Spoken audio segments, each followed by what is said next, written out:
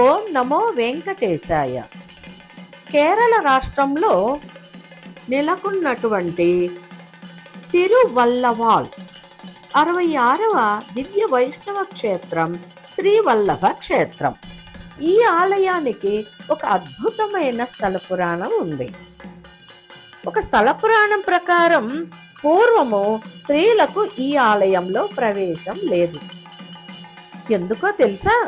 ఒకసారి ఒక స్త్రీ భక్తురాలు స్వామివారి యొక్క సమ్మోహన రూపంను చూసి భక్తోన్మాదంతో పరవశురాలై స్వామివారిని ఆలింగనం చేసుకోవాలనే తాపత్రయంతో గర్భగుడిలోకి ప్రవేశించడానికి ప్రయత్నం చేసింది. అప్పటి నుంచి స్వామివారి దర్శనం స్త్రీలకు నిషిద్ధం చేశారు.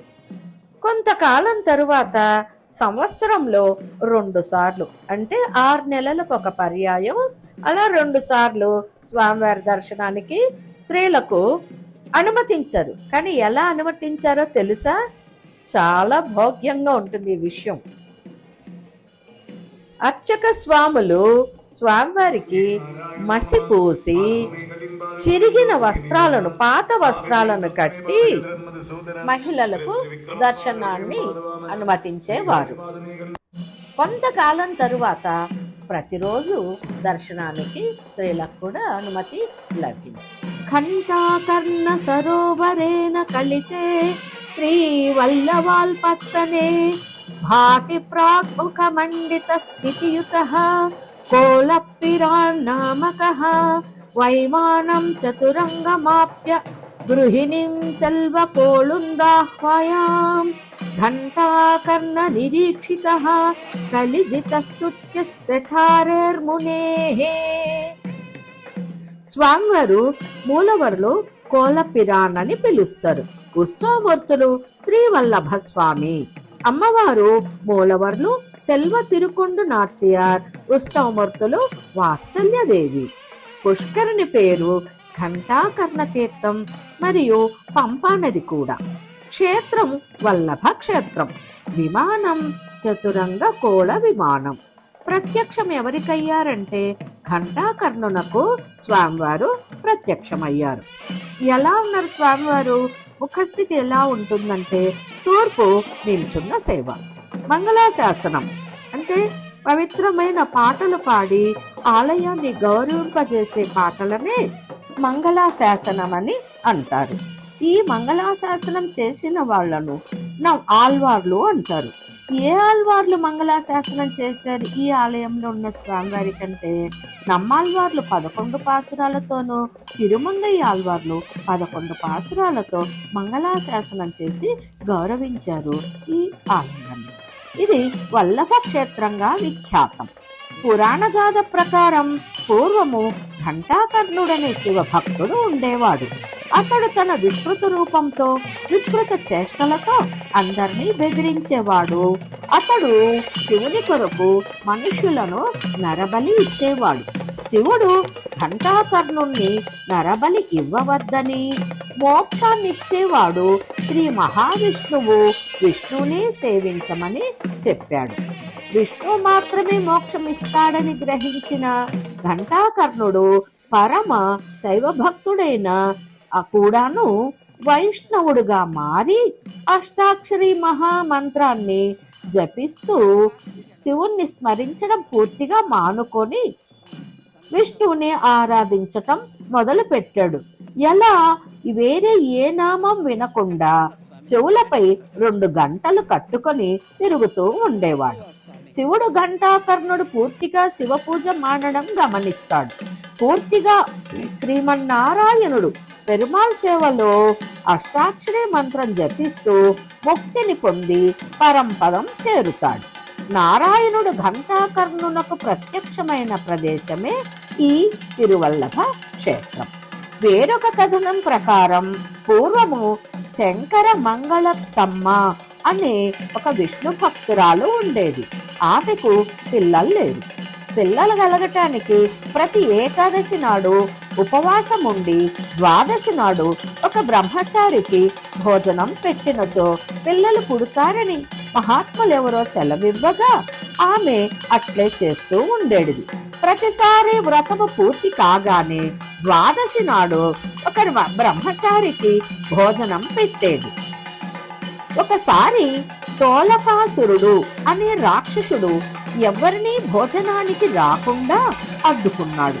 దానితో ఆమె నారాయణుణ్ణి ప్రార్థించగా శ్రీహరి బ్రహ్మచారి రూపంలో వచ్చి ఆమె ఆతిథ్యమును స్వీకరించుటకు వచ్చాడు.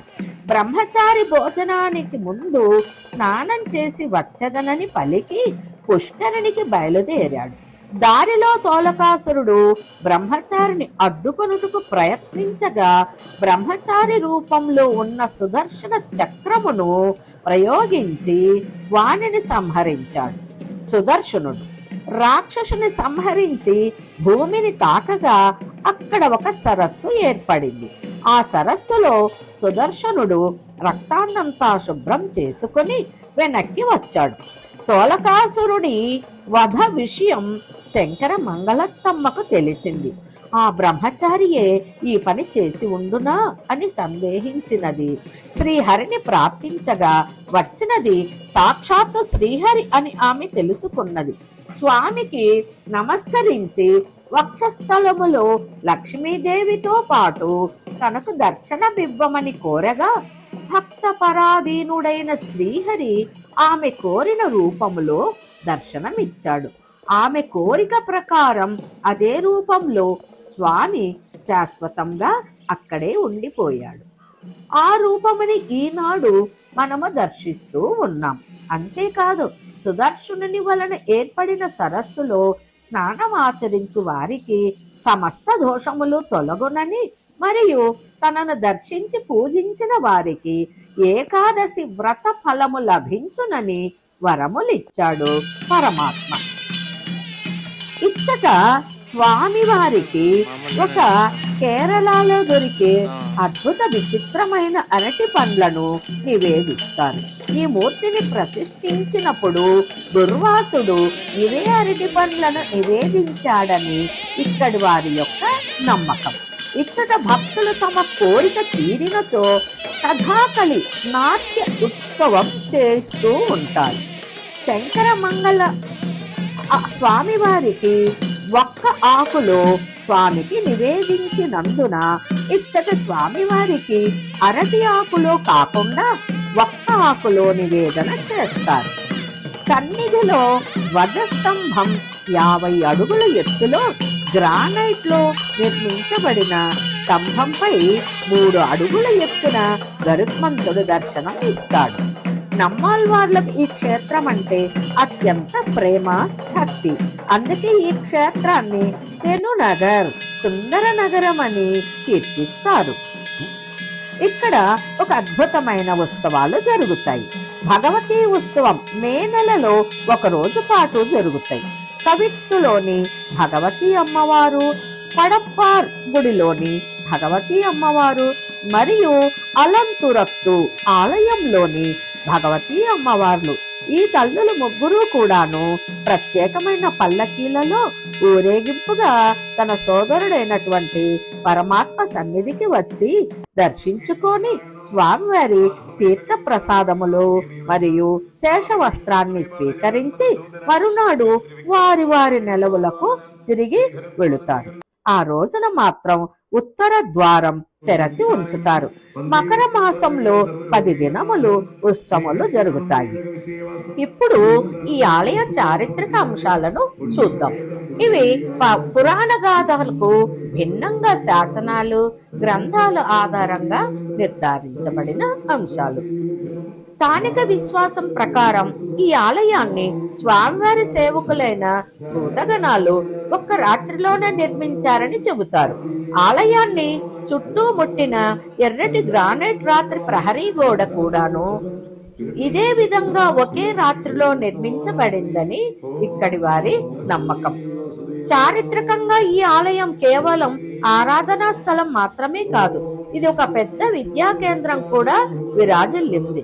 ఇక్కడ దాదాపు 1500 మంది విద్యార్థులకు 150 మంది గురువులు వేదం, వేదాంతం, తర్కం, మీమాంస, జ్యోతిష్యం, ఆయుర్వేదం, కలరి పయట్టు అంటే కేరళ యొక్క యుద్ధ కళ, ఇలాంటి విద్యలను బోధించేవారు. ఈ ఊరు తనదైన ఆయుర్వేద పాఠశాల మరియు ఆసుపత్రులతో కూడా ప్రసిద్ధి చెందింది. మలయాళ భాషా చరిత్రలో స్థానం ఈ ఆలయానికి ఒక అరుదైన భాషాపరమైన ప్రాధాన్యత కూడా ఉంది.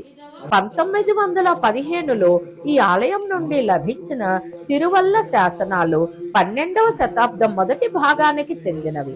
మలయాళ భాషలో లభించిన తొలి గద్య రచనగా చరిత్రకారులు గుర్తించారు. అంతేకాక 10వ శతాబ్దానికి చెందిన శ్రీ వల్లభ క్షేత్ర మాహాత్మ్యం, 13వ శతాబ్దపు నీలి సందేశం వంటి గ్రంథాలు కూడా ఈ క్షేత్రాన్ని ప్రస్తావించాయి.